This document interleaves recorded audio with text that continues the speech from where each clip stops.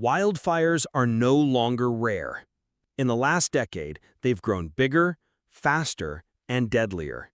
And here's the disturbing truth. Most people who get caught aren't taken by surprise by the flames. They're betrayed by their own mind. In this video, you'll discover the hidden psychology of wildfire survival, why ordinary people freeze, wait too long, or make fatal choices, and the simple mental strategies that can make the difference if the worst ever happens. Stay with me, because what you'll learn in the next few minutes could change how you react in any crisis. We've briefly touched before on fight or flight and the brain's comfort in normalcy bias. But here's the twist. Denial may be even more dangerous. Survivors describe neighbors calmly watering lawns or filming flames with their phones as fire crept closer. This isn't stupidity, it's the brain shielding itself from panic. Denial whispers, "It won't reach me." But while the mind delays, the fire doesn't. Tip: if you see smoke, ash, or smell burning when you shouldn't, don't rationalize. Acting early isn't panic, it's protection. Once denial cracks, many don't suddenly flee. Instead, they look around, searching for social cues. This is social proof in action. If your neighbors stay, you feel safer staying too. But history shows entire streets lost because no one wanted to be the first to leave. It feels rational, it feels safe, but in wildfires, the crowd can be the most dangerous guide of all. Tip: trust your senses over the silence of others. Just because the crowd waits doesn't mean you should. Then comes analysis paralysis. Picture a man staring at his burning ridge, weighing options. What do I pack? Which road should I take? Should I wait for alerts? While he debated, his escape route vanished in smoke and traffic. Indecision feels smart. You are considering choices. But in wildfires, hesitation is deadly. Tip: decide in advance what matters most. Keys, ID, documents, maybe one bag by the door. The fewer choices you face in crisis, the faster you can act. There's another hidden trap: optimism bias. Even with fire on the horizon, people soothe themselves. It won't reach me. I'll be fine.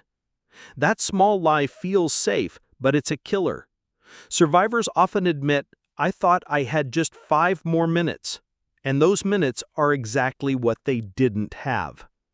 Tip: if you feel the urge to wait a little longer, recognize it as a trick of the brain, not a sign of control. So why do some act instantly while others stall? The answer is survival scripts. If you've rehearsed, even in conversation, your brain already has a plan. One Oregon family once asked at dinner, "What if fire comes from the east?" Months later, when it did, they didn't hesitate. They simply followed the mental script they'd already written, and they survived. Tip: visualize your escape before you ever need it. 1 minute of mental rehearsal today can shave minutes off hesitation tomorrow. Wildfires aren't just about flames. Smoke suffocates before fire arrives.